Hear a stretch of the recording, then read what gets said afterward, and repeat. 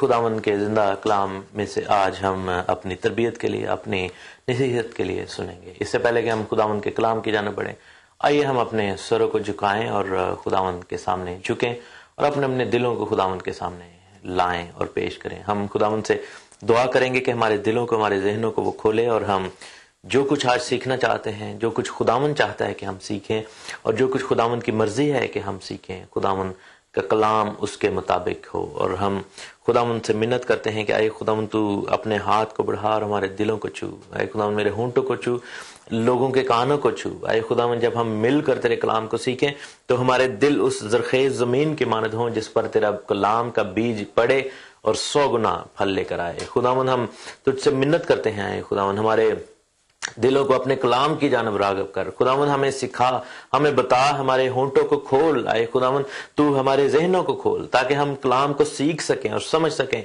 क्योंकि तेरी यही मर्जी है, तेरी यही माकूल इबादत है कि हम अपने आप को उस जिंदा कुर्बानी होने के नाते हम अपने आप को तेरे हुजूर में पेश करें ताकि तेरे हुजूर में मकबूल ठहर सकें। खुदावंद जिंदा और पाक और सच्ची कुर्बानी के तौर पर जो कि तुझे पसंदीदा है, तेरे पास आते हैं, तेरे सामने झुकते हैं। आए खुदावंद तेरे नाम को मुबारक कहते हैं, तेरी ताजीम करते हैं। खुदावंद मेरे खुदा तुझको मुबारक कहते हैं। आए खुदावंद तेरी ताजीम हो। खुदावंद तेरी सब बरकतों नेमतों के लिए जो तूने हमें दी हैं, जो हमें तूने आए खुदावंद बढ़ाया है अपनी जिंदगियों में। खुदावंद तूने तरह तरह के वाकयात में से खुदावंद तूने हमें निकाला और आए खुदावंद हर तरह अपने हाथ के नीचे रखा है। खुदावंद हम तेरी मिन्नत करते हैं कि हमेशा अपना हाथ हम पर इसी तरह बढ़ाए रखना। खुदावंद तेरे कलाम को तेरे सामने उठाते और तेरे सामने खुदावंद इस कलाम के लिए तेरा शुक्र अदा करते हैं जो कि हमारी राह के लिए रोशनी, हमारे कदमों के लिए चिराग है और हमारे लिए जिंदगी बख्श किताब है। आए खुदावंद जिसमें जिंदगी की बातें हैं, जिसमें आए खुदावंद जिंदगी के पानी की नदियां बहती हैं। आए खुदावंद जिसमें से आए खुदावंद तेरा नाम नजर आता है, तेरे अहकाम हमें जानने को मिलते हैं और आए खुदावंद तेरे आए खुदावंद अपनी जिंदगी के लिए हदायत हमें मिलती है, तेरी निजात का पैगाम हमें मिलता है, हमेशा की जिंदगी की बुशारत मिलती है।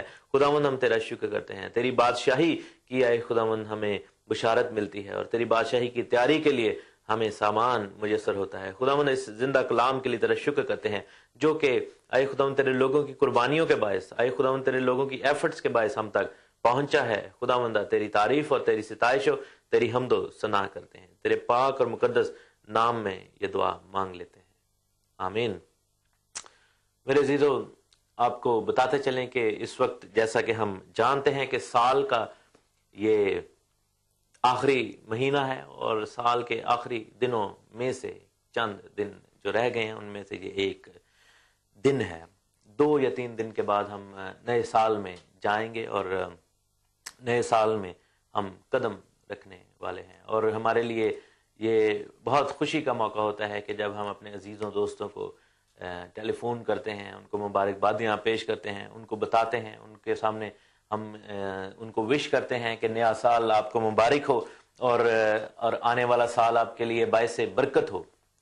ये बहुत अच्छी बात है कि हम ज़िंदगी के इन माइलस्टोन्स को याद करें। जिस तरह हम अपनी हर जन्मदिन पर हम ये याद करते हैं कि खुदा ने हमें इस दुनिया में भेजा और हम अपनी तरक्की के लिए, अपनी बढ़ोतरी के लिए, अपनी ज़िंदगी के लिए, ज़िंदगी के आने वाली चीज़ों के लिए दुआ करते हैं, इसी तरह हम नए साल पर भी हमेशा यही याद करते हैं और यही कहते हैं कि खुदावंद तू हमारी मदद करना, आने वाले साल में तू हमारे साथ होना और गुज़िश्ता साल के जितने भी हमारे गुनाह, कोताहियाँ, गलतियाँ हैं तू उनको माफ़ फरमाना। लेकिन मेरे अजीज़ों, एक और फिनोमिनन है जिससे मैं आप शायद मुतारफ़ तो होंगे, लेकिन मैं चाहता हूं कि आपकी तवज्जो उसकी जानब मबजूल थोड़ी सी करवाऊं। मैं चाहता हूं कि दोबारा आपको सोचने का वो मौका या सोचने का वो पॉइंट आपके सामने पेश करूं जिसको सामने रखते हुए आप इस नए साल में दाखिल हों। हम जब भी नए साल में दाखिल होते हैं तो न्यू ईयर रेजोल्यूशंस बड़े बनाए जाते हैं। हम जब भी शामिल होना चाहते हैं नए साल में तो हमारे कुछ टारगेट्स होते हैं और कुछ हमारे ऐसे पॉइंट्स होते हैं जो कि हम चाहते हैं कि हम अपनी जिंदगी में अपने सामने रखकर उस साल में दाखिल हों। मेरे सामने एक ऐसा पॉइंट है जो कि खुदावंद ने रखा है, जो कि खुदावंद के कलाम में मौजूद है और वो पॉइंट ये है कि खुदावंद ने कहा कि देख मैं जल्द आने वाला हूं और मैं इंसाफ करने वाला हूं।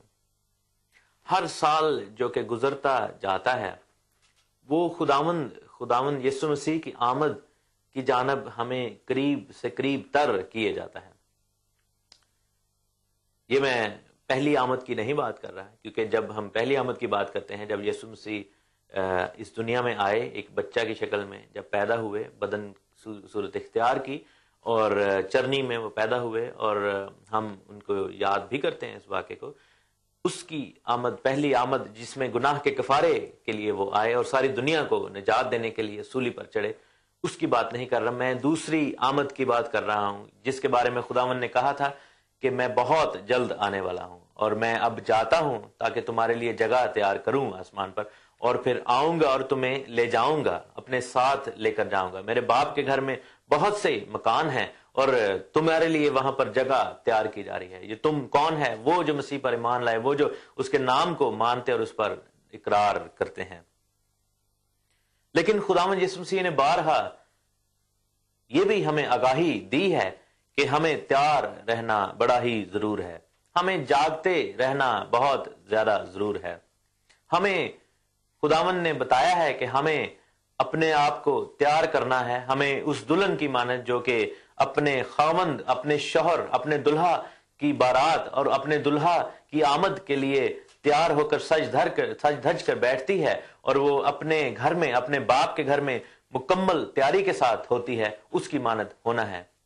جب دن مقرر ہو جاتے ہیں، اور یہ چیز ہم اپنے کلچر میں جانتے ہیں کہ جب دن مقرر کر دیے جاتے ہیں شادی کے، تو پھر گھر میں شادی کی تیاری کا سما ہو جاتا ہے، اور پھر دلہا کی آمد کے لیے خاص طور پر جو لڑکی والے ہوتے ہیں وہ اپنے آپ کو تیار کرتے ہیں کہ یہ بارات کے آنے کا دن مقرر کر دیا گیا ہے، اور اس دن پر جب دلہا آئے گا تو یہ تیاریاں کی جائیں گی، اور ایک لسٹ مرتب کی جاتی ہے پروگرامز کی کہ ہم ایسے سب پروگرامز کو کریں گے. اور ان پروگرامز کو کامیاب کرنے کے لیے، ان پروگرامز کو ٹھیک کرنے کے لیے، اور لوگوں کے سامنے اپنی بےزتی کے ڈر سے، جی ہاں، ان پروگرامز کو اچھا اور بہتر بنانے کے لیے ہم ہزاروں روپیہ بھی صرف کرتے ہیں اور اچھے پروفیشنل لوگوں کو بلاتے ہیں جو کہ مختلف لوازمات کا ٹیک کیئر کرتے ہیں.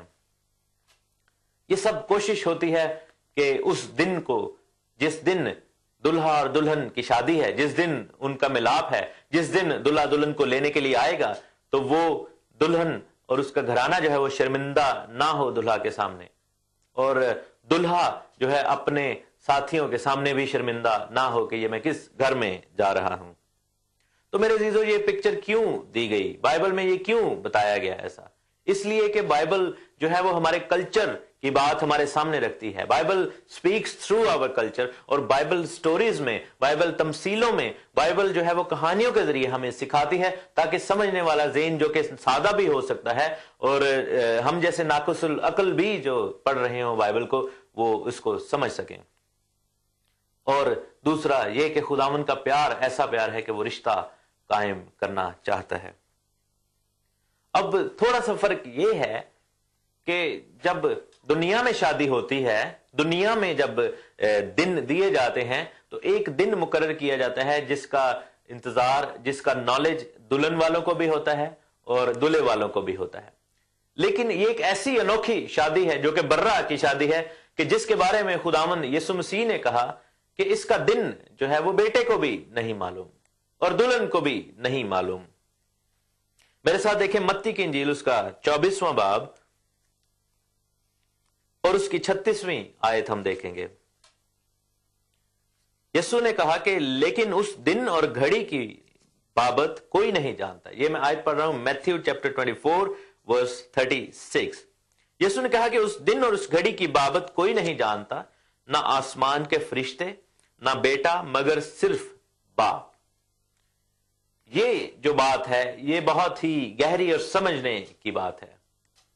ہم اس کا مطلب ہے کہ اس دن کو جاننے کے لیے یا اپنے آپ کو اس دن کے لیے تیار کرنے کے لیے کسی انسان، کسی نبی، کسی فرشتے، کسی رسول یا پیغمبر یا کسی ہم پیر یا فقیر یا کوئی بادشاہ یا کوئی وزیر، ان لوگوں پر ڈیپینڈ نہیں کر سکتے.